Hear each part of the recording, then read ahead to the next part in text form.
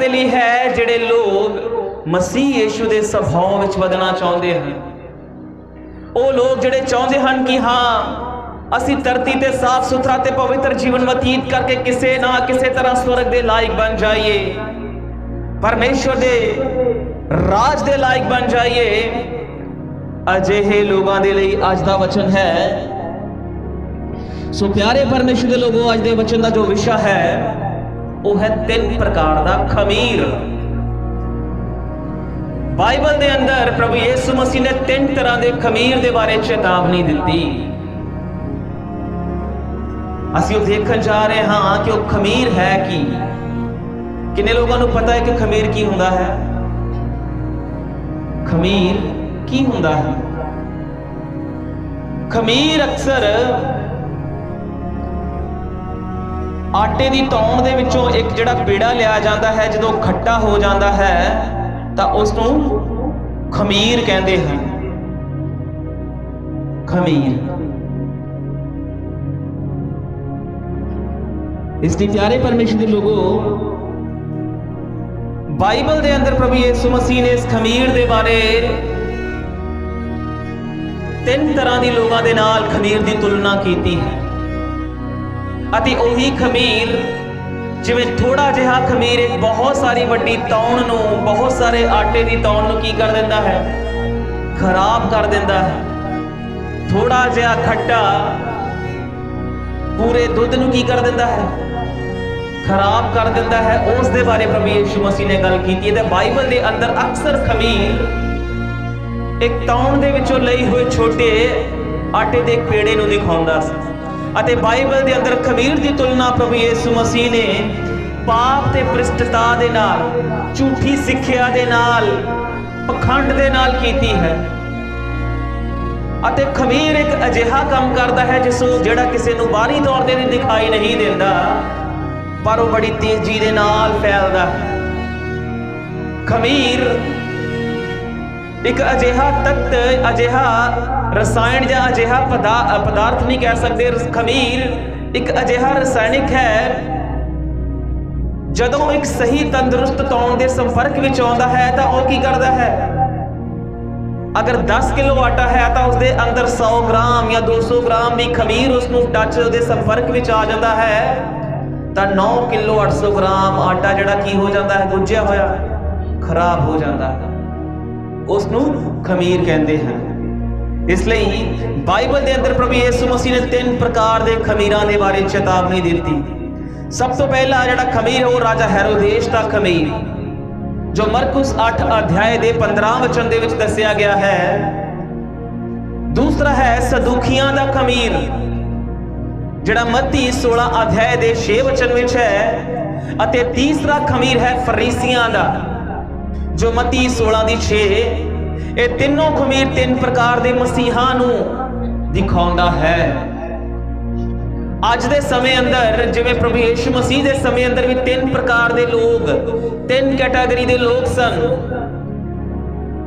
अते उन्हां 3 कैटागरी के लोगों की, 3 श्रेणियां के लोगों की, 3 सभा के, 3 प्रकार के सभावां की लोगों की तुलना प्रभु यीशु मसीह ने खमीर दे नाल कीती।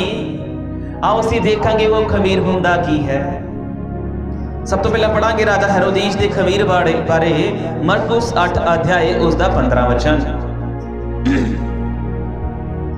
उसने उन्हां नूं ताकीद नाल आख्या कि खबरदार फरीसियां दे खमीर अते हेरोदेस दे खमीर तो चौकस रहो।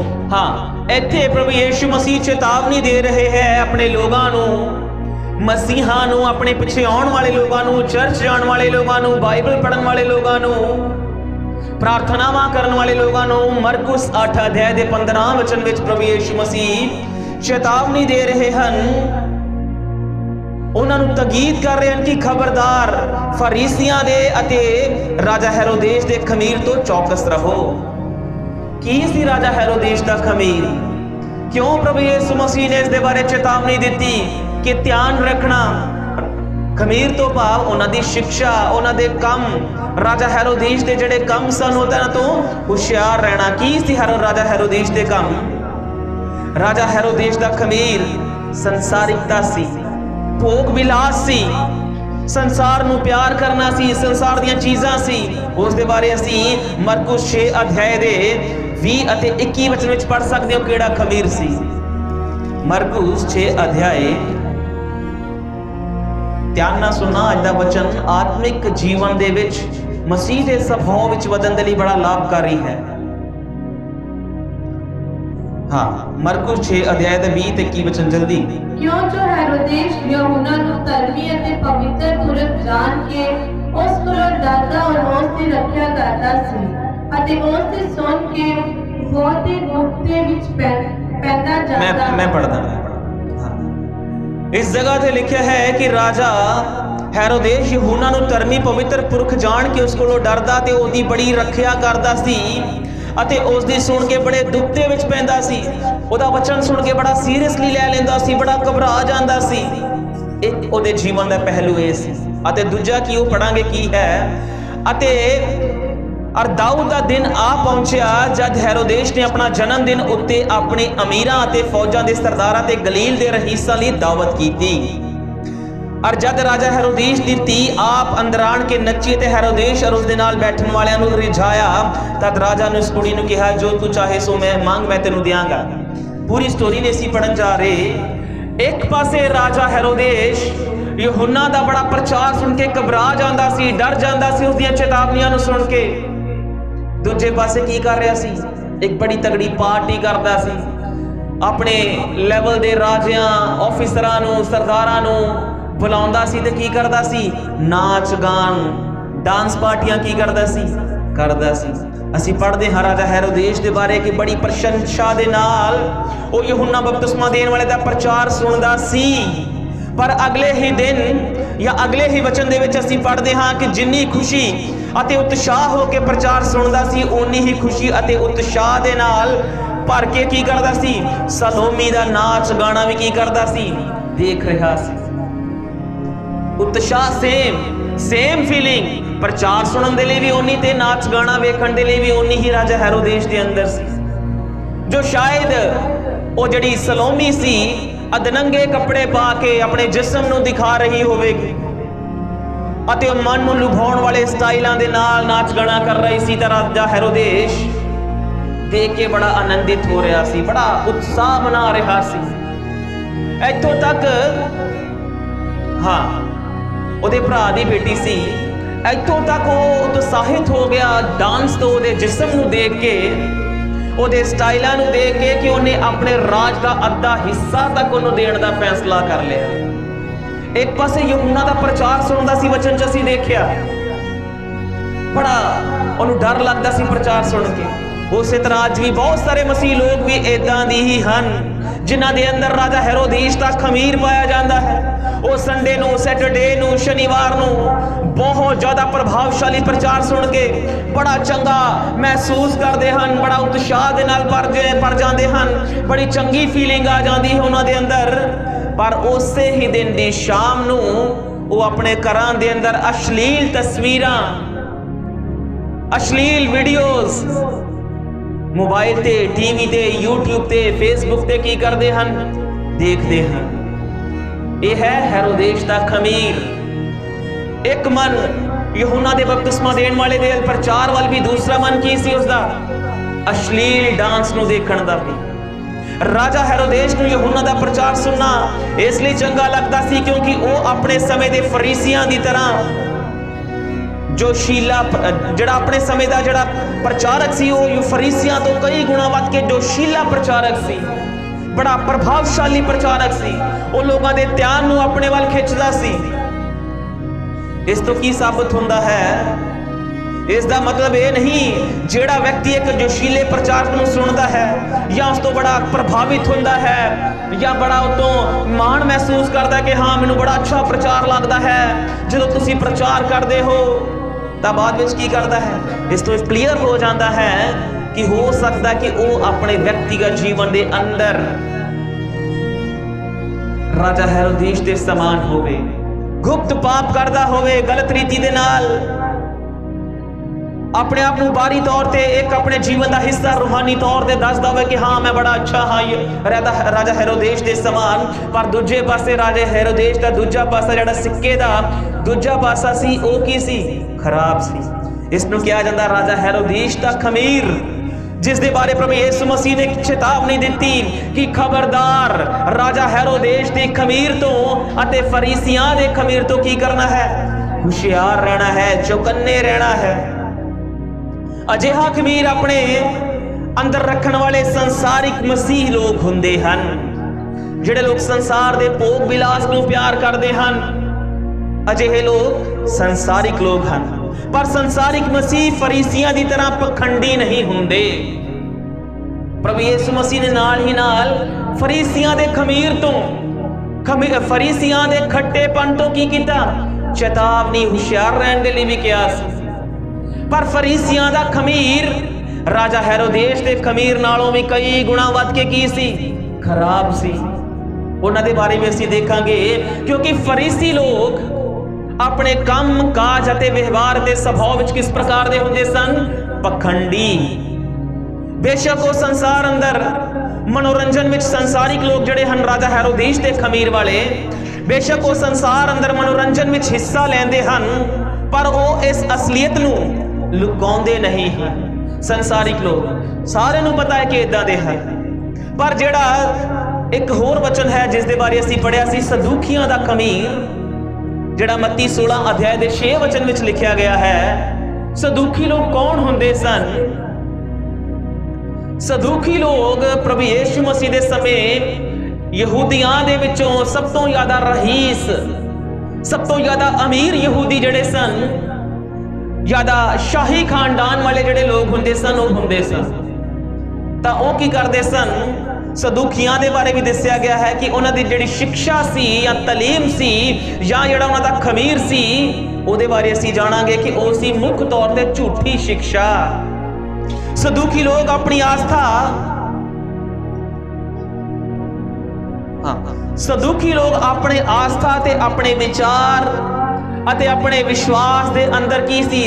ਨਜ਼ਾਤ ਪਾਏ ਹੋਏ, ਮੁਕਤੀ ਪਾਏ ਹੋਏ ਆਪਣੇ ਆਪ ਨੂੰ ਦਿਖਾਉਂਦੇ ਸਨ। ਨਾ ਤਾਂ ਉਹ ਸਵਰਗ ਦੂਤਾਂ ਦੇ ਅਤੇ ਨਾ ਹੀ ਚਮਤਕਾਰਾਂ ਦੇ ਅਤੇ ਨਾ ਹੀ ਮੁਰਦਿਆਂ ਦੇ ਜੀ ਉੱਠਣ ਦੇ ਬਾਰੇ ਅਤੇ ਨਾ ਹੀ ਉਹ ਆਤਮਾਵਾਂ ਦੇ ਸੰਸਾਰ ਦੇ ਉੱਤੇ ਕੀ ਕਰਦੇ ਸਨ? ਵਿਸ਼ਵਾਸ ਕਰਦੇ ਸਨ। ਇਸ ਲਈ ਪ੍ਰਭੂ ਯਿਸੂ ਮਸੀਹ ਨੇ ਉਹਨਾਂ ਦੇ ਖਮੀਰ ਤੋਂ, ਉਹਨਾਂ ਦੀ ਝੂਠੀ ਸਿੱਖਿਆ ਤੋਂ ਕੀ ਕੀਤਾ? ਸਾਨੂੰ ਹੁਸ਼ਿਆਰ ਅਤੇ ਖਬਰਦਾਰ ਕਰਨ ਦੇ ਲਈ ਕਿਹਾ। ਅੱਜ ਵਰਤਮਾਨ ਸੰਸਾਰ ਅੰਦਰ ਵੀ ਇਸ ਵਿਚਾਰਧਾਰਾ ਵਾਲੇ ਮਸੀਹ ਲੋਕ ਪਾਏ ਜਾਂਦੇ ਹਨ, ਜੋ ਇਸ ਨੇਚਾ ਨਹੀਂ ਰੱਖਦੇ ਕਿ ਪਰਮੇਸ਼ਰ ਸਾਡੇ ਲਈ ਕੋਈ ਅਦਭੁਤ ਅਨੋਖਾ ਕੰਮ ਕਰ ਸਕਦਾ ਹੈ, ਅਤੇ ਨਾ ਹੀ ਉਹ ਇਹ ਮੰਨਣ ਲਈ ਤਿਆਰ ਹਨ ਕਿ ਪਵਿੱਤਰ ਆਤਮਾ ਦੇ ਦਾਨ ਸਾਡੇ ਜੀਵਨ ਅੰਦਰ ਕੰਮ ਕਰ ਸਕਦੇ ਹਨ। ਪਰ ਜਿਹੜਾ ਫਰੀਸੀਆਂ ਦਾ ਖਮੀਰ ਹੈ, ਜਿਸ ਦੇ ਬਾਰੇ ਅਸੀਂ ਮੇਨ ਸਿੱਖਣਾ ਹੈ, ਸਮਝਣਾ ਹੈ, ਉਹ ਕੌਣ ਹੁੰਦੇ ਹਨ ਫਰੀਸੀ?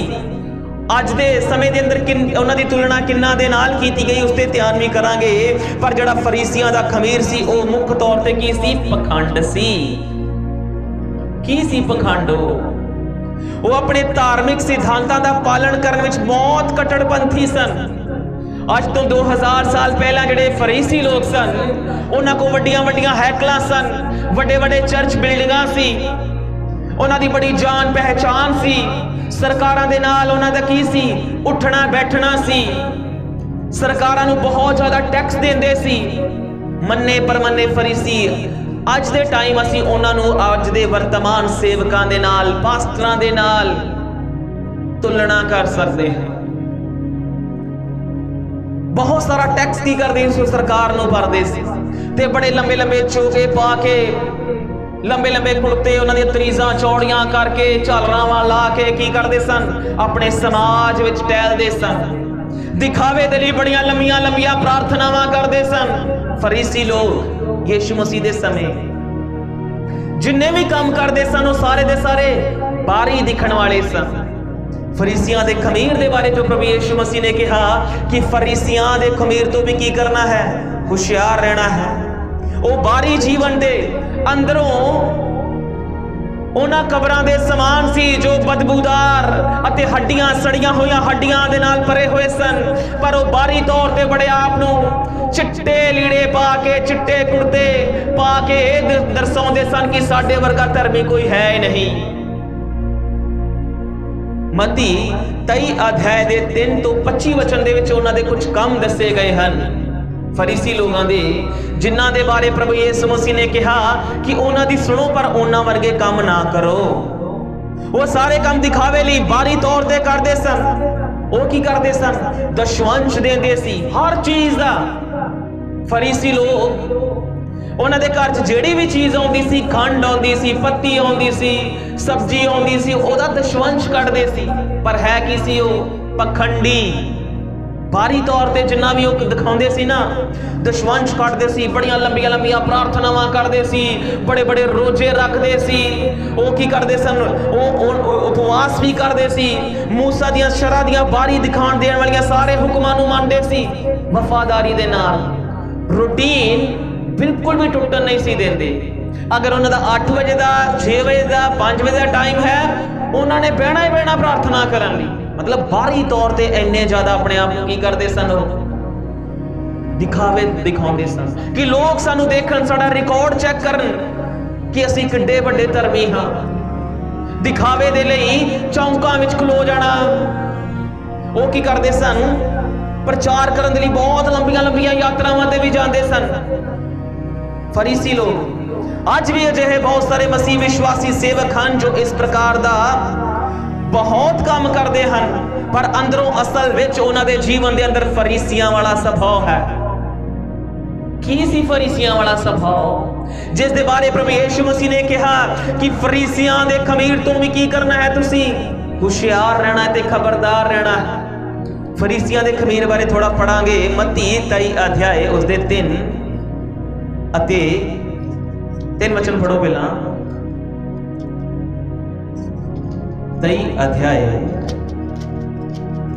ਇਸ ਲਈ ਸਭ ਕੁਝ ਜੋ ਉਹ ਤੁਹਾਨੂੰ ਕਹਿਣ ਤੁਸੀਂ ਮੰਨ ਲੈਣਾ ਅਤੇ ਉਸ ਦੀ ਪਾਲਣਾ ਕਰਨੀ, ਪਰ ਉਹਨਾਂ ਵਰਗੇ ਕੰਮ ਨਾ ਕਰਨਾ, ਕਿਉਂ ਜੋ ਉਹ ਕਹਿੰਦੇ ਹਨ ਪਰ ਕਰਦੇ ਨਹੀਂ। ਹਾਂ, ਇਸ ਜਗ੍ਹਾ ਤੇ ਪ੍ਰਭੂ ਯਿਸੂ ਮਸੀਹ ਨੇ ਸਾਫ਼ ਕਿਹਾ ਕਿ ਫਰੀਸੀ ਲੋਕ, ਇੱਥੇ ਲਿਖਿਆ ਉੱਪਰਲੀ ਮੇਨ ਹੈਡਿੰਗ ਟਾਈਟਲ ਜੋ ਦਿੱਤਾ ਗਿਆ ਉੱਥੇ ਲਿਖਿਆ ਫਰੀਸੀਆਂ ਉੱਤੇ 7 ਹਾਹਾਕਾਰ। 7 ਸੰਪੂਰਨ ਮਤਲਬ ਹਾਹਾਕਾਰ। ਪਰਮੇਸ਼ਵਰ ਇਸ ਜਗ੍ਹਾ ਤੇ ਉਹਨਾਂ ਨੂੰ ਕੀ ਕਰ ਰਿਹਾ ਹੈ? ਫਿਟਕਾਰ ਰਿਹਾ ਹੈ। ਜਿਹੜੇ ਬਾਹਰੀ ਤੌਰ ਤੇ ਧਰਮੀ ਬਣਨ ਦੀ ਬੜੀ ਕੋਸ਼ਿਸ਼ ਕਰਦੇ ਸਨ, ਕੋਈ ਵੀ ਮੀਟਿੰਗ ਨਹੀਂ ਸੀ ਬਣਦੇ, ਲਗਾਤਾਰ ਬੰਦਗੀਆਂ ਤੇ ਜਾਣਾ, ਟਾਈਮ ਨਾ ਜਾਣਾ, ਟਾਈਮ ਨਾ ਪ੍ਰਾਰਥਨਾ ਕਰਨੀ, ਰੋਜ਼ੇ ਰੱਖਣੇ, ਦਸ਼ਵੰਸ਼ ਹਰ ਚੀਜ਼ ਦਾ ਦੇਣਾ। ਪਰ ਯਿਸੂ ਮਸੀਹ ਇਸ ਜਗ੍ਹਾ ਤੇ ਅਜਿਹੇ ਲੋਕਾਂ ਨੂੰ ਫਟਕਾਰ ਅਤੇ ਹਾਏ ਹਾਏ ਪਾ ਰਹੇ ਹਨ। ਕਿਉਂ? ਕਿਉਂਕਿ ਉਹ ਸਿਰਫ ਬਾਹਰੀ ਤੌਰ ਤੇ ਪਖੰਡ ਕਰਦੇ ਸਨ। ਕੀ ਹੈ ਉਹਨਾਂ ਦਾ ਪਖੰਡ? ਲਿਖਿਆ ਕਿ ਉਹ ਭਾਰਾ ਬੋਝ ਜਿਨ੍ਹਾਂ ਦਾ ਚੁੱਕਣਾ ਔਖਾ ਹੈ ਬੰਨ ਕੇ ਮਨੁੱਖਾਂ ਦੇ ਮੋਢਿਆਂ ਉੱਤੇ ਰੱਖਦੇ ਹਨ, ਪਰ ਉਹ ਆਪ ਉਹਨਾਂ ਨੂੰ ਆਪਣੀ ਉਂਗਲ ਦੇ ਨਾਲ ਵੀ ਘਿਸਕਾਉਣ ਦੇ ਲਈ ਰਾਜੀ ਨਹੀਂ ਹਨ। ਉਹ ਆਪਣੇ ਸਾਰੇ ਕੰਮ ਲੋਕਾਂ ਦੇ ਵਿਖਾਵੇ ਲਈ ਕਰਦੇ ਹਨ। ਕਿਉਂ? ਜੋ ਉਹ ਆਪਣੇ ਤਵੀਤ ਚੌੜੇ ਕਰਦੇ ਤੇ ਆਪਣੀਆਂ ਕੁੜਤੇ ਦੀਆਂ ਝਾਲਰਾਂ ਨੂੰ ਵਧਾਉਂਦੇ ਸਨ ਅਤੇ ਉਹ ਬੰਦਗੀਆਂ ਦੇ ਅੰਦਰ, ਕਨਵੈਨਸ਼ਨਾਂ ਦੇ ਅੰਦਰ, ਚਰਚਾਂ ਦੇ ਅੰਦਰ, ਮਹਿਮਾਨੀਆਂ ਦੇ ਵਿੱਚ, ਉੱਚੀਆਂ ਥਾਵਾਂ ਤੇ ਸਮਾਜਾਂ ਵਿੱਚ ਅਗਲੀਆਂ ਕੁਰਸੀਆਂ ਭਾਲਦੇ ਸਨ। ਅੱਜ ਵੀ ਵਰਤਮਾਨ ਸੇਵਕਾਂ ਦੇ ਅੰਦਰ ਫਰੀਸੀਆਂ ਦਾ ਆਤਮਾ ਹੈ। ਉਹ ਕਹਿੰਦੇ ਨੇ ਕਿ ਚਰਚ ਮੀਟਿੰਗ ਦੇ ਅੰਦਰ, ਕਨਵੈਨਸ਼ਨ ਦੇ ਅੰਦਰ, ਸਭਾ ਦੇ ਅੰਦਰ ਕੇਵਲ ਸਭ ਤੋਂ ਵੱਧ ਆਦਰ ਸਾਨੂੰ ਮਿਲਣਾ ਚਾਹੀਦਾ ਹੈ। ਸਟੇਜ, ਪੁਲਪਟ ਕੇਵਲ ਸਾਡੇ ਲਈ ਹੋਣੀ ਚਾਹੀਦੀ ਹੈ। ਕੋਈ ਹੋਰ ਆਮ ਵਿਸ਼ਵਾਸੀ ਉੱਤੇ ਨਹੀਂ ਆ ਸਕਦਾ। ਪਰ ਪ੍ਰਭੂ ਯਿਸੂ ਮਸੀਹ ਅੱਗੇ ਕਹਿ ਰਹੇ ਹਨ ਕਿ ਸਮਾਜਾਂ ਵਿੱਚ ਅਗਲੀਆਂ ਕੁਰਸੀਆਂ, ਫਰੰਟ ਲਾਈਨ, ਮਤਲਬ ਕਿ ਉਹ ਪਹਿਲੀ ਲਾਈਨ ਬੜੀ ਪਸੰਦ ਕਰਦੇ ਸਨ। ਇੰਨੇ ਭੁੱਖੇ ਸੀ ਉਹ ਆਦਰ ਅਤੇ ਇੱਜ਼ਤ ਦੇ, ਅਤੇ ਉਹ ਬਾਜ਼ਾਰਾਂ ਦੇ ਵਿੱਚ ਪ੍ਰਣਾਮ ਲੈਣ ਤੇ ਮਨੁੱਖਾਂ ਕੋਲੋਂ ਸਵਾਮੀ ਜੀ ਕਹਿਲਾਉਣ ਦੇ ਭੁੱਖੇ ਸਨ। ਉਹ ਆਮ ਜਨਤਾ ਦੇ ਕੋਲੋਂ ਕੀ ਕਹਾਉਂਦੇ ਸਨ ਆਪਣੇ ਆਪ ਨੂੰ? ਸਵਾਮੀ ਜੀ। ਜੇਕਰ ਕੋਈ ਆਮ ਜਨਤਾ ਉਹਨਾਂ ਨੂੰ ਹੋਰ ਕੁਝ ਕਹਿ ਦਿੰਦਾ ਸੀ ਤਾਂ ਬੜਾ ਗੁੱਸੇ ਵਿੱਚ ਆ ਜਾਂਦੇ ਸਨ। ਉਹਨਾਂ ਦੇ ਉੱਤੇ ਕੋਈ ਨਾ ਕੋਈ ਮੂਸਾ ਦੀ ਸ਼ਰ੍ਹਾ ਦਾ ਹੁਕਮ ਐਵੇਂ ਲਾਗੂ ਕਰ ਦਿੰਦੇ ਸਨ। ਇਸ ਲਈ ਕੀ ਕਰਦੇ ਸਨ ਉਹ? ਸਵਾਮੀ ਜੀ, ਉਹ ਪਾਸਟਰ ਜੀ, ਪ੍ਰੋਫਟ ਜੀ ਤੋਂ ਬਿਨਾਂ ਤੁਸੀਂ ਸਾਨੂੰ ਹੋਰ ਕੋਈ ਗੱਲ ਨਾ ਕਹਿਣਾ। ਅੱਜ ਵੀ ਵਰਤਮਾਨ ਸੇਵਕਾਂ ਦਾ ਜੀਵਨ, ਅੱਜ ਵੀ ਬਹੁਤ ਸਾਰੇ ਸੇਵਕਾਂ ਦੇ ਜੀਵਨ ਦੇ ਅੰਦਰ ਫਰੀਸੀਆਂ ਦਾ ਆਤਮਾ ਹੈ। ਆਪਣੇ ਆਪ ਨੂੰ ਕਹਿਣਗੇ ਸਾਨੂੰ ਸੰਤ ਕਹੋ, ਤੇ ਆਮ ਜਨਤਾ ਨੂੰ, ਕਲੀਸਿਆ ਵਿੱਚ ਆਉਣ ਵਾਲੇ ਲੋਕਾਂ ਨੂੰ ਵਿਸ਼ਵਾਸੀ ਕਹੋ। ਬਾਹਰੀ ਤੌਰ ਤੇ ਬੜੇ ਵਾਈਟ ਕੱਪੜੇ ਪਾ ਕੇ ਜਿਵੇਂ ਫਰੀਸੀ ਲੋਕ ਕਰਦੇ ਸੀ, ਉਹ ਵੀ ਕੀ ਕਰਦੇ ਹਨ? ਬਾਹਰੀ ਤੌਰ ਤੇ ਚਿੱਟੀਆਂ ਕਲੀ ਫੇਰੀ ਹੋਈ ਕਬਰਾਂ ਦੇ ਸਮਾਨ ਰਹਿੰਦੇ ਹਨ ਕਿ ਦੂਜੇ ਲੋਕ ਸਾਡਾ ਪਹਿਰਾਵਾ ਵੇਖ ਕੇ ਕਹਿਣ ਬੱਲੇ ਬੱਲੇ ਬੜੇ ਵੱਡੇ ਤਿਆਗੀ ਸੰਤ ਆ ਗਏ ਨੇ। ਪਰ ਯੀਸ਼ੂ ਮਸੀਹ ਉਹਨਾਂ ਦੀ ਤੁਲਨਾ ਫਰੀਸੀਆਂ ਦੇ ਨਾਲ ਕਰ ਰਿਹਾ ਹੈ। ਉਹ ਕਹਿ ਰਿਹਾ ਹੈ ਪਰ ਤੁਸੀਂ ਸਵਾਮੀ ਨਾ ਕਹਿਲਾਉਣਾ, ਕਿਉਂ ਜੋ ਤੁਹਾਡਾ ਇੱਕੋ ਹੀ ਗੁਰੂ ਹੈ ਤੇ ਤੁਸੀਂ ਸਭੇ ਆਪਸ ਵਿੱਚ ਭਾਈ ਹੋ। ਧਰਤੀ ਉੱਤੇ ਕਿਸੇ ਨੂੰ ਆਪਣਾ ਪਿਤਾ ਨਾ ਆਖੋ। ਅੱਜ ਵੀ ਬਹੁਤ ਸਾਰੇ ਫਰੀਸੀ ਲੋਕ ਕੀ ਕਹਿੰਦੇ ਹਨ? ਸੇਵਕ ਹੋਣ ਦੇ ਬਾਵਜੂਦ ਵੀ ਸਾਨੂੰ ਫਾਦਰ ਕਹੋ, ਸਪਿਰਿਚੁਅਲ ਫਾਦਰ, ਆਤਮਿਕ ਪਾਪਾ, ਆਤਮਿਕ ਪਿਤਾ। ਯੀਸ਼ੂ ਮਸੀਹ ਨੇ ਸਾਫ਼ ਆਗਿਆ ਦਿੱਤੀ ਕਿ ਧਰਤੀ ਉੱਤੇ ਕਿਸੇ ਨੂੰ ਆਪਣਾ ਪਿਤਾ ਨਾ ਆਖੋ। ਕਿਸੇ ਨੂੰ ਮਤਲਬ ਇੱਕ ਸਾਡਾ ਰੀਅਲ ਜਿਹੜਾ ਸਰੀਰਕ ਬਾਪ ਹੁੰਦਾ ਹੈ ਅਤੇ ਜਿਹੜਾ ਸਵਰਗ ਅੰਦਰ ਹੈ, ਉਸ ਤੋਂ ਇਲਾਵਾ ਕਿਸੇ ਹੋਰ ਨੂੰ ਬਾਪ ਜਾਂ ਪਿਤਾ ਜਾਂ ਪਾਪਾ ਜਾਂ ਫਾਦਰ ਨਾ ਕਹੋ, ਕਿਉਂਕਿ ਉਹ ਫਰੀਸੀਆਂ ਦਾ ਸੁਭਾਅ, ਫਰੀਸੀਆਂ ਦਾ ਆਤਮਾ ਹੈ। ਅੱਗੇ ਜਾ ਕੇ ਕਹਿ ਰਿਹਾ ਹੈ ਤੁਹਾਡਾ ਪਿਤਾ ਇੱਕੋ ਹੈ ਜਿਹੜਾ ਆਕਾਸ਼ ਉੱਤੇ ਹੈ, ਔਰ ਨਾ ਤੁਸੀਂ ਮਾਲਕ ਕਹਾਓ, ਕਿਉਂ ਜੋ ਤੁਹਾਡਾ ਮਾਲਕ ਇੱਕੋ ਅਰਥਾਤ ਮਸੀਹ ਹੈ। ਪਰ ਉਹ ਜਿਹੜਾ ਤੁਹਾਡੇ ਵਿੱਚੋਂ ਹੋਰਨਾਂ ਨਾਲੋਂ ਵੱਡਾ ਹੈ ਸੋ ਤੁਹਾਡਾ ਟਹਿਲੂਆ ਹੋਵੇ, ਅਤੇ ਜੇ ਕੋਈ ਆਪਣੇ ਆਪ ਨੂੰ ਉੱਚਾ ਕਰੇ ਸੋ ਨੀਵਾਂ ਕੀਤਾ ਜਾਵੇਗਾ। ਅੱਜ ਹਰੇਕ ਕਲੀਸਿਆ ਦੇ ਅੰਦਰ, ਹਰੇਕ ਡਿਨੋਮੀਨੇਸ਼ਨ ਦੇ ਅੰਦਰ ਜਿਹੜਾ ਵੀ ਕੋਈ ਕਲੀਸਿਆ ਦਾ ਨੌਕਰ ਸੇਵਕ ਆਪਣੇ ਆਪ ਨੂੰ ਉੱਚਾ ਕਰਦਾ ਹੈ, ਆਪਣੇ ਆਪ ਨੂੰ ਬੜਾ ਆਦਰ ਮਾਣ ਮਹਿਮਾ ਦਿਵਾਉਣ ਦੀ ਕੋਸ਼ਿਸ਼ ਕਰਦਾ ਹੈ, ਤਾਂ ਸਾਫ਼ ਲਿਖ ਦਿੱਤਾ ਗਿਆ ਹੈ ਕਿ ਉਹ ਸਵਰਗ ਰਾਜ ਦੇ ਵਿੱਚ ਛੋਟਾ ਕੀਤਾ ਜਾਵੇਗਾ। ਜਿੱਡਾ ਮਰਜੀ ਵੱਡਾ ਕਰ ਲਵੇ ਆਪਣੇ ਆਪ ਨੂੰ। ਉਹਨਾਂ ਦੇ ਅੰਦਰ ਫਰੀਸੀਆਂ ਦਾ ਆਤਮਾ ਹੈ।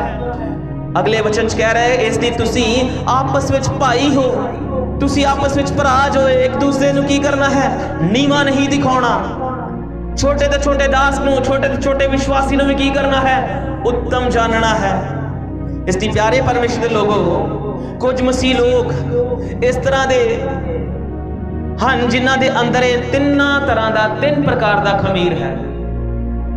ਹੈਰੋਦੀਸ ਦਾ ਖਮੀਰ ਵੀ ਹੈ, ਸਦੂਕੀਆਂ ਦਾ ਖਮੀਰ ਵੀ ਹੈ, ਔਰ ਫਰੀਸੀਆਂ ਦਾ ਖਮੀਰ ਵੀ ਹੈ। ਕਈ ਮਸੀਹ ਅਜਿਹੇ ਹਨ ਜਿਨ੍ਹਾਂ ਦੇ ਅੰਦਰ ਕੇਵਲ ਹੈਰੋਦੀਸ ਦਾ ਖਮੀਰ ਹੈ। ਕਈ ਫਰੀਸੀ ਕਈ ਮਸੀਹ ਇਦਾਂ ਦੇ ਹਨ ਜਿਨ੍ਹਾਂ ਦੇ ਅੰਦਰ ਹੈਰੋਦੀਸ ਦਾ ਖਮੀਰ ਨਹੀਂ ਹੈ, ਸਦੂਕੀਆਂ ਦਾ ਵੀ ਨਹੀਂ ਹੈ, ਕੱਲਾ ਫਰੀਸੀਆਂ ਦਾ। ਇਸ ਲਈ ਵਚਨ ਕਹਿ ਰਿਹਾ ਹੈ ਕਿ ਤੁਸੀਂ ਤਿੰਨ ਪ੍ਰਕਾਰ ਦੇ ਖਮੀਰ ਤੋਂ ਕੀ ਕਰਨਾ ਹੈ? ਬਚਣਾ ਹੈ। ਹੋ ਸਕਦਾ ਸ਼ਾਇਦ ਅਸੀਂ ਇਹ ਸੋਚਾਂਗੇ ਕਿ ਯੀਸ਼ੂ ਮਸੀਹ ਦਾ ਸਭ ਤੋਂ ਵੱਧ ਸੰਘਰਸ਼ ਅੱਜ ਤੋਂ 2000 ਸਾਲ ਪਹਿਲਾਂ ਜਿਹੜੇ ਫਰੀਸੀ, ਸਦੂਕੀ, ਰਾਜਾ ਹੈਰੋਦੇਸ ਦੇ ਜਿਹੜੇ ਪੈਰੋਕਾਰ ਸਨ ਉਹਨਾਂ ਦੇ ਨਾਲ ਹੋਇਆ ਹੋਵੇਗਾ। ਸ਼ਾਇਦ ਅਸੀਂ ਇਹ ਕਹਾਂਗੇ ਕਿ ਸਭ ਤੋਂ ਵੱਧ ਜਿਹੜੀ ਬਹਿਸ ਆ ਯੀਸ਼ੂ ਮਸੀਹ ਦੀ ਰਾਜਾ ਹੈਰੋਦੇਸ ਦੇ ਪੈਰੋਕਾਰਾਂ ਦੇ ਨਾਲ ਹੋਈ ਹੋਵੇਗੀ, ਜਾਂ ਸਦੂਕੀ ਲੋਕਾਂ ਦੇ ਨਾਲ ਜਿਹੜੀ ਹੋਈ ਹੋਵੇਗੀ, ਜਿਹੜੇ ਝੂਠੀ ਸਿੱਖਿਆ ਦਿੰਦੇ ਸਨ। ਪਰ ਏਦਾਂ ਨਹੀਂ।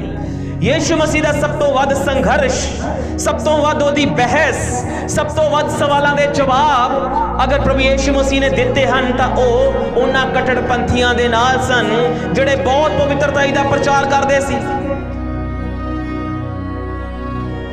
ਬੜੇ ਕਾਨੂੰਨ ਬਣਾਉਂਦੇ ਸੀ ਨਵੇਂ-ਨਵੇਂ ਆਪਣੀ ਬੁੱਧੀ ਦੇ ਨਾਲ।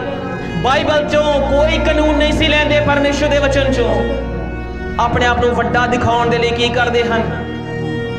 ਬੜੇ ਉੱਚੇ ਵੱਡੇ ਕਾਨੂੰਨ ਬਣਾਉਂਦੇ ਸੀ। ਅੱਜ ਤੋਂ 1.5-2 ਸਾਲ ਪਹਿਲਾਂ ਜਦੋਂ ਮੈਂ ਪੈਂਟੀਕੋਸਟਲ ਵਿੱਚ ਜਾਣਾ ਹਾਂ ਤਾਂ ਮੈਂ ਕੀ ਕੀਤਾ, ਬਹੁਤ ਸਾਰੇ ਉਹਨਾਂ ਦੇ ਕਾਨੂੰਨ, ਪੈਂਟੀਕੋਸਟਲ ਦੇ TPM ਮਿਸ਼ਨ ਦੇ ਕਾਨੂੰਨ ਜਿਹੜੇ ਜਬਰਨ ਇੰਨੇ ਸਖਤ, TPM ਸੰਸਥਾ ਮਿਸ਼ਨ ਜਿੱਥੇ ਮੈਂ ਅਸੀਂ ਜਾਂਦੇ ਹੁੰਦੇ ਸਾਂ, ਉਹਨਾਂ ਦੇ ਕਾਨੂੰਨ ਸਾਰੇ ਲੋਕ ਜਾਣਦੇ ਹਨ, ਬੜੇ ਸਖਤ ਹਨ। ਉਹ ਇਸੇ ਵਜ੍ਹਾ ਤੋਂ ਜਾਣੇ ਜਾਂਦੇ ਹਨ ਕਿ ਪੈਂਟੀਕੋਸਟਲ ਮਿਸ਼ਨ ਦੇ ਕਾਨੂੰਨ ਬੜੇ ਸਖਤ ਹਨ।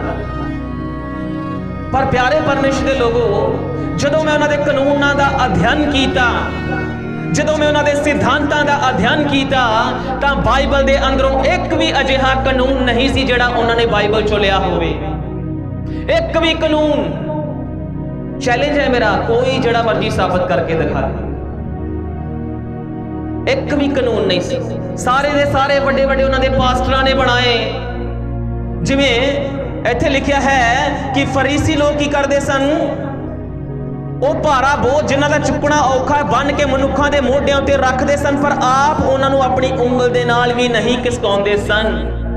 ਅਜਿਹੇ ਬੋਝ ਦੇ ਨਾਲ ਭਰੇ ਹੋਏ ਕਾਨੂੰਨ, ਕੱਲੇ ਕੱਲੇ ਕਾਨੂੰਨ ਦੀ ਮੈਂ ਸਟੱਡੀ ਕੀਤੀ, ਕੱਲੇ ਕੱਲੇ ਸਿਧਾਂਤ ਦਾ ਅਧਿਐਨ ਕੀਤਾ, ਤਾਂ ਕੀ ਵੇਖਿਆ, ਏਦਾਂ ਦੇ ਕਾਨੂੰਨ ਨਾ ਤਾਂ ਯਿਸੂ ਮਸੀਹ ਨੇ ਬਣਾਏ, ਨਾ ਉਹਦੇ ਰਸੂਲਾਂ ਨੇ ਬਣਾਏ, ਜਿਹੜੇ ਕਾਨੂੰਨ ਪੈਂਟੀਕੋਸਟਲ ਮਿਸ਼ਨ ਦੇ ਸੇਵਕਾਂ ਨੇ ਬਣਾਏ ਹਨ, ਅਤੇ ਉਹ ਕਲੀਸਿਆ ਤੇ ਜਬਰਨ ਲਾਗੂ ਕਰਦੇ ਹਨ। ਫਰੀਸੀ ਲੋਕ ਵੀ ਇਦਾਂ ਹੀ ਕਰਦੇ ਸੀ ਆਪਣੇ ਸਮੇਂ ਅੰਦਰ, ਬਾਹਰੀ ਤੌਰ ਤੇ ਆਪਣੇ ਆਪ ਨੂੰ ਜ਼ਿਆਦਾ ਦਿਖਾਉਣਾ। ਇਸ ਦੀ ਪਿਆਰੇ ਪਰਮੇਸ਼ਰ ਦੇ ਲੋਗੋ, ਤੁਸੀਂ ਖੁਦ ਵੀ ਜਿਹੜੇ ਸੁਣ ਰਹੇ ਹਨ ਪੈਂਟੀਕੋਸਟਲ ਮਿਸ਼ਨ ਦੇ ਜਿਹੜੇ ਕਾਨੂੰਨ ਹਨ, ਉਹਨਾਂ ਨੂੰ ਪੁੱਛ ਸਕਦੇ ਕਿ ਜਿਹੜੇ ਕਾਨੂੰਨ ਹਨ ਬਾਈਬਲ 'ਚ ਕਿੱਥੇ ਹਨ? ਕਿੱਥੇ ਹਨ ਰਸੂਲਾਂ ਨੇ ਇਦਾਂ ਦੇ ਕਾਨੂੰਨ ਬਣਾਏ ਕਲੀਸਿਆ ਦੇ ਲਈ, ਨਵੇਂ ਨਿਯਮ ਦੀ ਕਲੀਸਿਆ ਦੇ ਲਈ? ਕਿੱਥੇ ਸੇਵਕਾਂ ਨੇ, ਕਿੱਥੇ ਯਿਸੂ ਨੇ ਨਵੇਂ ਨਿਯਮ ਦੀ ਕਲੀਸਿਆ ਲਈ ਇਹੋ ਜਿਹੇ ਕਾਨੂੰਨ ਬਣਾਏ ਵੀ ਇੰਨੇ ਵਜੇ ਹੀ ਆਉਣਾ ਹੈ, ਜੇ ਨਾ ਆਏ ਤੇ ਕੀ ਹੈ, ਸਜ਼ਾ ਦੇ ਦਿਓ ਇਹਨਾਂ ਨੂੰ। ਜਿਹੜਾ ਦਸ਼ਵੰਸ਼ ਨਹੀਂ ਦਿੰਦਾ ਉਹ ਪ੍ਰਭੂ ਭੋਜਨ ਨਹੀਂ ਲੈ ਸਕਦਾ, ਉਹ ਸਾਡਾ ਵਿਸ਼ਵਾਸੀ ਨਹੀਂ ਹੈ। ਮਤਲਬ ਬਹੁਤ ਸਾਰੇ ਨੌਨ ਬੈਬਲਿਕਲ ਸਿਧਾਂਤ ਜਿਹੜੇ ਬਾਈਬਲ ਨਾਲ ਮੇਲ ਨਹੀਂ ਖਾਂਦੇ, ਉਹਨਾਂ ਨੇ ਬਣਾ ਦਿੱਤੇ ਹਨ। ਪਰ ਬਾਈਬਲ ਸਾਨੂੰ ਕਹਿ ਰਹੀ ਹੈ 3 ਪ੍ਰਕਾਰ ਦੇ ਖਮੀਰ। ਫਰੀਸੀ ਲੋਕ ਵੀ ਕੀ ਕਰਦੇ ਸਨ? ਦਇਆ ਅਤੇ ਮਾਫ ਨਾ ਕਰਨ ਵਾਲੇ ਭਾਵਨਾ ਤੋਂ ਕੀ ਕਰਦੇ ਸਨ? ਇਦਾਂ ਦੇ ਕਾਨੂੰਨ ਨਹੀਂ ਸੀ ਬਣਾਉਂਦੇ। ਇੱਕ ਮਿੰਟ, ਉਹਦੇ ਫਰੀਸੀ ਵਾਲੀ ਬੁੱਕਸ ਤੇ ਫੜ ਕੇ ਲੈ ਜਿਸ ਪ੍ਰਕਾਰ ਦੇ ਕਾਨੂੰਨ ਫਰੀਸੀ ਲੋਕ ਬਣਾਉਂਦੇ ਸੀ। ਇਸ ਲਈ ਪਿਆਰੇ ਪਰਮੇਸ਼ਰ ਦੇ ਲੋਗੋ, ਅਗਰ ਅੱਜ ਦੇ ਸਮੇਂ ਅੰਦਰ ਧਿਆਨ ਮਾਰਿਆ ਜਾਵੇ ਤੇ ਇੰਨਾ ਖਤਰਨਾਕ ਹੈਰੋਦੇਸ਼ ਦਾ ਖਮੀਰ ਵਾਲੇ ਜਾਂ ਸਦੂਕੀ ਖਮੀਰ ਵਾਲੇ ਨਹੀਂ ਸਨ ਜਿੰਨਾ ਖਤਰਨਾਕ ਫਰੀਸੀ ਲੋਕਾਂ ਦਾ ਖਮੀਰ ਸੀ। ਕਿਉਂਕਿ ਜਿਹੜਾ ਹੈਰੋਦੇਸ਼ ਦਾ ਸੰਸਾਰਿਕ ਖਮੀਰ ਸੀ, ਉਹ ਖੁਦ ਤਾਂ ਨਰਕ ਅੰਦਰ ਜਾ ਸਕਦਾ ਸੀ, ਪਰ ਦੂਜੇ ਨੂੰ ਭਰਮਾ ਨਹੀਂ ਸੀ ਸਕਦਾ, ਕਿਉਂਕਿ ਸਾਫ਼ ਪਤਾ ਲੱਗਦਾ ਸੀ ਕੀ ਹੈ, ਇਹ ਹੈਰੋਦੇਸ਼ ਦਾ ਖਮੀਰ ਹੈ। ਅਤੇ ਕਿਉਂਕਿ ਉਹ ਸਾਰੇ ਲੋਕਾਂ ਦੇ ਸਾਹਮਣੇ ਕੀ ਸੀ, ਸੰਸਾਰਿਕ ਖਮੀਰ ਦਿਸ ਪੈਂਦਾ ਸੀ। ਅਤੇ ਜਿੱਥੋਂ ਤੱਕ ਸਦੂਕੀ ਲੋਕ ਸੀ, ਉਹ ਆਪਣੇ ਵਿਚਾਰਧਾਰਾ ਦੇ ਵਿੱਚ, ਉਹ ਆਪਣੇ ਖਿਆਲਾਂ ਦੇ ਵਿੱਚ ਧਰਮੀ ਬਣੇ ਫਿਰਦੇ ਸਨ, ਵਿਚਾਰਧਾਰਾ ਦੇ ਵਿੱਚ ਨਜ਼ਾਤ ਪਾਏ ਹੋਏ ਸਨ। ਅਸੀਂ ਉਹਨਾਂ ਬਾਰੇ ਕਲਪਨਾ ਵੀ ਨਹੀਂ ਕਰ ਸਕਦੇ ਕਿ ਐਦਾਂ ਦੇ ਲੋਕ ਕਿਸੇ ਨੂੰ ਨਰਕ ਅੰਦਰ ਲੈ ਕੇ ਜਾਣਗੇ, ਕਿਉਂਕਿ ਉਹਨਾਂ ਦਾ ਵਿਸ਼ਵਾਸ ਨਾ ਤਾਂ ਚਮਤਕਾਰਾਂ ਦੇ ਉੱਪਰ ਸੀ, ਔਰ ਨਾ ਹੀ ਸਵਰਗ ਦੂਤਾਂ ਦੇ ਉੱਪਰ, ਨਾ ਹੀ ਜੀ ਉੱਠਣ ਦੇ ਬਾਰੇ, ਅਤੇ ਨਾ ਹੀ ਆਤਮਾਵਾਂ ਦੇ ਸੰਸਾਰ ਦੇ ਬਾਰੇ। ਪਰ ਅੱਜ ਦੇ ਮਸੀਹ ਜਗਤ ਵਿੱਚ ਜਿਵੇਂ ਯਿਸੂ ਮਸੀਹ ਦੇ ਸਮੇਂ ਸੀ, ਉਸੇ ਤਰ੍ਹਾਂ ਅੱਜ ਵੀ ਹੈ। ਸਭ ਤੋਂ ਖਤਰਨਾਕ ਫਰੀਸੀ ਲੋਕ ਹਨ, ਸਭ ਤੋਂ ਖਤਰਨਾਕ ਫਰੀਸੀ ਮਨੁੱਖ ਹੈ ਜੋ ਮਸੀਹ ਹੋਣ ਦਾ ਪਖੰਡਤਾ ਕਰਦਾ ਹੈ, ਜਿਸ ਦੇ ਅੰਦਰ ਸਾਰੇ ਮਸੀਹ ਸਿਧਾਂਤ ਸਹੀ ਹਨ ਅਤੇ ਪਵਿੱਤਰਤਾਈ ਦਾ ਪ੍ਰਚਾਰ ਵੀ ਕਰਦੇ ਹਨ। ਪਰ ਜਿਸ ਪਵਿੱਤਰਤਾਈ ਦਾ ਪ੍ਰਚਾਰ ਕਰਦੇ ਹਨ, ਅਸਲ ਵਿੱਚ ਉਹ ਪਵਿੱਤਰਤਾਈ ਮਨੁੱਖੀ ਕਾਨੂੰਨਾਂ ਤੇ ਆਧਾਰਿਤ ਹੈ। ਉਹਨਾਂ ਦੀ ਪਵਿੱਤਰਤਾਈ ਬਾਈਬਲ ਤੇ ਆਧਾਰਿਤ ਨਹੀਂ ਹੈ। ਉਹਨਾਂ ਦੀ ਪਵਿੱਤਰਤਾਈ ਮਨੁੱਖੀ ਸਿਧਾਂਤਾਂ ਤੇ ਮਨੁੱਖੀ ਬੁੱਧੀ ਦੇ ਆਧਾਰ ਤੇ ਬਣਾਏ ਹੋਏ ਕਾਨੂੰਨਾਂ ਦੇ ਆਧਾਰਿਤ ਹੈ। ਉਹ ਜਿਸ ਪਵਿੱਤਰਤਾਈ ਦੇ ਗੀਤ ਗਾਉਂਦੇ ਹਨ, ਉਹ ਪਵਿੱਤਰਤਾਈ ਉਹਨਾਂ ਨੇ ਆਪਣੀ ਬੁੱਧੀ ਦੇ ਆਧਾਰ ਤੇ ਬਣਾਈ ਹੋਈ ਹੈ। ਉਹ ਜਿਹੜੇ ਵੀ ਕਾਨੂੰਨ ਬਣਾਉਂਦੇ ਹਨ, ਉਹ ਬਾਈਬਲ ਦੇ ਨਹੀਂ, ਪਰ ਆਪਣੀ ਮਨੁੱਖੀ ਸਮਝ ਦੇ ਆਧਾਰਿਤ ਉਹਨਾਂ ਨੇ ਬਣਾਏ ਹੋਏ ਹਨ। ਅਜਿਹਾ ਵਿਅਕਤੀ ਇਸ ਲਈ ਖਤਰਨਾਕ ਹੈ ਕਿਉਂਕਿ ਉਹ ਮਸੀਹਾਂ ਨੂੰ ਭਰਮਾ ਕੇ ਇੱਕ ਝੂਠੀ ਪਵਿੱਤਰਤਾਈ ਦੇ ਵੱਲ ਲੈ ਜਾਂਦਾ ਹੈ। ਇਸ ਲਈ ਅੱਜ ਹਰ ਮਸੀਹ ਨੂੰ ਫਰੀਸੀਆਂ ਦੇ ਲੱਛਣਾਂ ਤੋਂ, ਉਹਨਾਂ ਦੇ ਕੰਮਾਂ ਤੋਂ, ਉਹਨਾਂ ਦੀ ਸਿੱਖਿਆ ਤੋਂ ਸਮਝਣਾ ਬਹੁਤ ਜ਼ਰੂਰੀ ਹੈ। ਇਸ ਦੇ ਲਈ ਰਾਜਾ ਹੈਰੋਦੇਸ਼ ਦੇ ਖਮੀਰ ਬਾਰੇ ਜਾਂ ਸਦੂਕੀਆਂ ਦੇ ਖਮੀਰ ਬਾਰੇ ਬਾਈਬਲ ਅੰਦਰ ਜ਼ਿਆਦਾ ਨਹੀਂ ਲਿਖਿਆ ਗਿਆ। ਰਾਜਾ ਹੈਰੋਦੇਸ਼ ਅਤੇ ਸਦੂਕੀ ਲੋਕਾਂ ਦੇ ਖਮੀਰ ਬਾਰੇ ਬਾਈਬਲ 'ਚ ਇੰਨਾ ਨਹੀਂ ਲਿਖਿਆ ਗਿਆ ਜਿੰਨਾ ਫਰੀਸੀਆਂ ਦੇ ਖਮੀਰ ਅਤੇ ਫਰੀਸੀਆਂ ਦੀਆਂ ਸਿੱਖਿਆਵਾਂ ਦੇ ਬਾਰੇ ਬਾਈਬਲ ਦੇ ਅੰਦਰ ਚੇਤਾਵਨੀ ਦਿੱਤੀ ਗਈ ਹੈ। ਪਰ ਜਦੋਂ ਫਰੀਸੀਆਂ ਦੀ ਗੱਲ ਆਉਂਦੀ ਹੈ ਤਾਂ ਨਵੇਂ ਨਿਯਮ ਦੇ ਅੰਦਰ ਉਹਨਾਂ ਬਾਰੇ, ਉਹਨਾਂ ਦੇ ਪਖੰਡਾਂ ਬਾਰੇ ਬਹੁਤ ਕੁਝ ਲਿਖਿਆ ਗਿਆ ਹੈ। ਇਦਾਂ ਦੇ ਸਾਰੇ ਮਸੀਹ ਵਿਸ਼ਵਾਸੀ ਸੇਵਕ ਜਿਨ੍ਹਾਂ ਦੇ ਧਾਰਮਿਕ ਸਿਧਾਂਤ, ਉਪਦੇਸ਼, ਕਾਨੂੰਨ ਕੱਟੜਪੰਥੀ ਅਤੇ ਨਾਲ ਹੀ ਨਾਲ ਪਵਿੱਤਰਤਾਈ ਦੇ ਖੋਜੀ ਹੋਣ ਦਾ ਦਾਅਵਾ ਕਰਦੇ ਹਨ, ਉਹ ਸਾਰੇ ਮਸੀਹ ਲੋਕ विश्वासी लोग, सेवक लोग जिन्हां ने कलीसिया दे अंदर बड़े सख्त कानून पाए जाते हैं, बेशक वो पवित्रताई दे खोजी हो सकते हैं, पर याद रखना वो पक्के दे पक्के फरीसी बनन दे खतरे विच हन। हो सकता साडे विचों बहुत सारे ऐसे ही श्रेणी, ऐसे ही कैटेगरी विच आउंदे हो, मैं भी आउंदा होवां, तुसी आउंदे होवो, पर की करना है? जांचना है। इसलिए सानू बड़े हलीम हो के इन्हां गल्लां ते विचार करन दी लोड़ है कि वो साडे अंदर फरीसियां दा सुभाव तां नहीं, किते साडे अंदर फरीसियां दा आत्मा तां नहीं, अपने आप को बाहरी तौर पर उच्चा विखाना, ज्यादा धर्मी विखाना, अपने आप का ज्यादा दूजिया के मूँह आदर लेना, नवे नवे कानून बाइबल तो बाहर लोगों को बना के दसने, दूजिया के मूँहों की करना स्वामी जी या वड्डे कहलाउण दे भुखे रहना, नहीं स्टेज मैनू ही मिलनी चाहिए है, पुलपुट मेरे कोई होना चाहिए है। एक ही है समाजां दे अंदर अगलियां कुर्सियां लैण दे अभिलाषी। बड़ी हलीमी दे नाल इसका अध्ययन करना चाहिए है। फरीसियां दे बहुत सारे सुभावां दे बारे बाइबल दे अंदर चेतावनी दी गई है। फरीसियां दा आत्मा मसीह दी आत्मा सिद्धा तौर ते विरोध करता है। फरीसी लोगों का सुभाव ते उन्हां दा आत्मा, उन्हां दे कानून, बाइबल दे कानूनां दा अते मसीह दे आत्मा दा अते मसीह यीशु दे सुभाव दा सिद्धे तौर ते सामना करते हैं। इसलिए इन्हां गंभीर विषय है, इसको आपां सीखना चाहिए है। असी मसीह अपने आत्मा दे विच नरक दा एक कण भी देखना नहीं चाहते, तां फरीसियां दा सुभाव भी इसे तरह है। सानू भी देखना चाहिए कि साडे अंदर किते फरीसियां दा सुभाव तां नहीं। परमेश्वर ने सानू आशीष कीता है, उसका यह चिन्ह नहीं। परमेश्वर ने सानू बरकत दी है तो उसका मतलब यह नहीं कि असी संसार के अंदर बड़ी बरकतां पाए होवांगे। परमेश्वर दे कोलों बरकत पाए होने का चिन्ह की है? परमेश्वर अपना पवित्र आत्मा सानू पवित्र आत्मा का चानन दिंदा है, जिस दे नाल असी अपने आप को देख सकीए। अगर साडे जीवन के अंदर कुछ हिस्सियां दे विच, साडे जीवन के कुछ भागां दे अंदर मसीह वर्गा साडा सुभाव नहीं है, असी मसीह वर्गे नहीं हाँ, तां सानू उस पवित्र आत्मा के चानन दे विच, वचन के चानन दे विच अपने आप को जांचण ते परखण दी लोड़ है। जदों परमेश्वर साडे जीवन के कुछ हिस्सियां जो मसीह दे वांग नहीं है वो साडे ते प्रगट करदा है, तां वो चाहुंदा है कि असीं उन्हां हिस्सियां नूं की कर लईए? पवित्र कर लईए, तां कि असीं परमेश्वर दे सुभाव दे विच वध जाइए। इसे तरह साडा व्यक्तिगत जीवन, साडा परिवारक जीवन अते कलीसिया जीवन ज्यादा चमकण वाला बन जाएगा। फिर भी असी वो सारी भक्ति जो मनुखी कानूना, मनुखी सिद्धांतां दे आधारित है, उस तो छुट के आसमान दे विच उकाब दे समान उडांगे ते आत्मा ते रूह सच्चाई दे नाल परमेश्वर दी भक्ति करन वाले बन जावांगे। परमेश्वर अपने वचन दी सच्चाई सानू इस करके देंदा है ताकि असी वचन दे चानण विच अपने आप नू देख सकीए। जदों असी अपने अंदर फरीसियां दा आत्मा, फरीसियां दा सुभाव देखांगे तां उस तो अपने आप को पवित्र करांगे ताकि असी परमेश्वर दे काम विच उपयोगी बणीए। बाइबल दे अंदर नवें नेम दे अंदर फरीसियां दे लगभग 50 सुभावां दे बारे वर्णन किया गया है। 50 सुभावां दे बारे, बड़े खतरनाक सुभाव ज्यादातर हर मसीह दे अंदर पाए जाते हैं। बहुत घट मसीह हैं जिन्हां दे अंदर नहीं पाए जाते।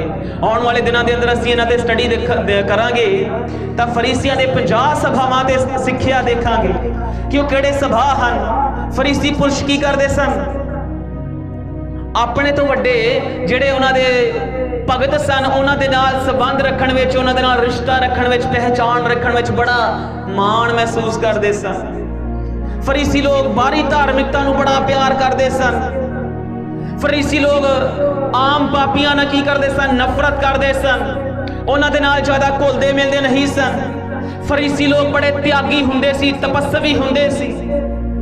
एक ही है फरीसियां दे स्वभाव। इसलिए प्यारे परमेश्वर दे लोगों, केवल चर्च चले गए, बाइबल पढ़ ली, प्रार्थना कर ली, इन्ना ही काफ़ी नहीं। असी हर रोज अपने जीवन को जांचना ते परखना है। असी कितना मसीह दे स्वभाव विच वधे हाँ, कितना पवित्रताई विच वध रहे हाँ।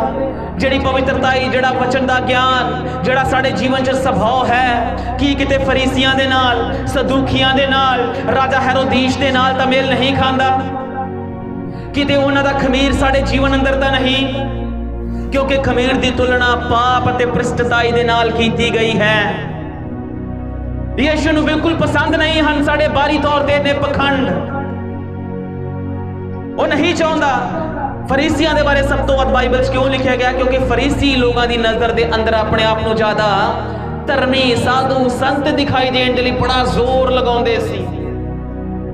ਜਿਹੜੀ ਗੱਲ ਆਪਣੇ ਮੂੰਹੋਂ ਕਹਿ ਦਿੰਦੇ ਸੀ ਉਸ ਤੋਂ ਟਸ ਤੋਂ ਮਸ ਨਹੀਂ ਸੀ ਹੁੰਦੇ, ਚਾਹੇ ਕਿੰਨਾ ਹੀ ਨੁਕਸਾਨ ਲੋਕਾਂ ਦਾ ਹੋ ਜਾਏ। ਇਸ ਲਈ ਪਿਆਰੇ ਪਰਮੇਸ਼ਰ ਦੇ ਲੋਗੋ, ਅਸੀਂ ਉਹਨਾਂ ਫਰੀਸੀਆਂ ਦੇ ਸਮਾਨ, ਉਹਨਾਂ ਸੇਵਕਾਂ ਦੇ ਸਮਾਨ, ਉਹਨਾਂ ਪਾਸਟਰਾਂ ਦੇ ਸਮਾਨ, ਉਹਨਾਂ ਅਪੋਸਟਲ ਦੇ ਸਮਾਨ, ਉਹਨਾਂ ਮੈਨ ਆਫ ਗॉड ਦੇ ਸਮਾਨ ਨਹੀਂ ਬਣਨਾ।